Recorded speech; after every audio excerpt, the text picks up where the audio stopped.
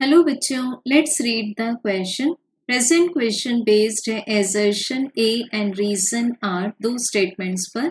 Assertion says the density of water is maximum at 4 degrees Celsius and the reason says the volume of water decreases while heating from 0 degree Celsius to 4 degree Celsius। सो बच्चों, अगर assertion को हम check करें तो assertion तो true है। अब इसका रीजन हम देखते हैं। This is explained by abnormal behaviour of water. So water के एनामलस बिहेवियर से भी हम इसको समझ सकते हैं, because abnormal behaviour means anomalous behaviour. So इसके लिए हम दो कंपैरिजन करते हैं। फर्स्ट केस में हम लेते हैं वाटर एंड सेकेंड केस में हम कंसीडर करते हैं अदर लिक्विड। सो बच्चों, यहाँ हम टेम्परेचर रेंज जो लेंगे, first temperature let we are taking at 0 degree, second is 4 degree and higher temperature.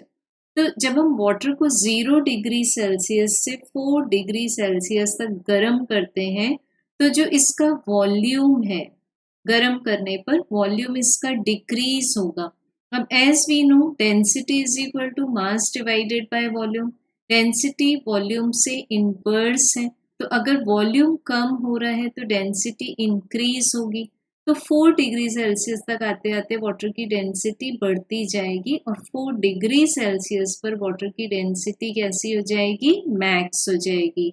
So we can say that the assertion is true.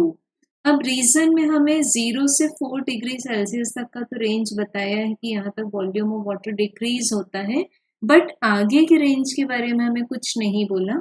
So we can say that the reason is also true। अब बच्चों, अगर हम other liquids के case में देखेंगे तो other liquids में 0 degree Celsius से कंटिन्यूसली जब हम इनको गर्म करते हैं तो इनका वॉल्यूम एक्सपांशन होता जाएगा। वॉल्यूम एक्सपांशन होगा मीन्स इनकी डेंसिटी डिक्रीज होती जाएगी। सो वो यूनिफॉर्म बिहेवियर शो करते हैं। बट वाटर के केस में क्या हो रहा है?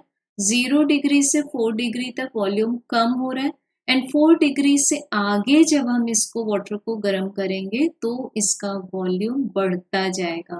इसका मतलब क्या हुआ कि इसकी डेंसिटी 4 डिग्री सेल्सियस पर मैक्सिमम है, क्योंकि यहाँ पर इसका वॉल्यूम लीस्ट है।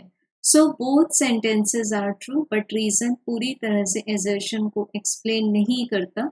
सो we can say that the correct answer is option number 2। Thank you.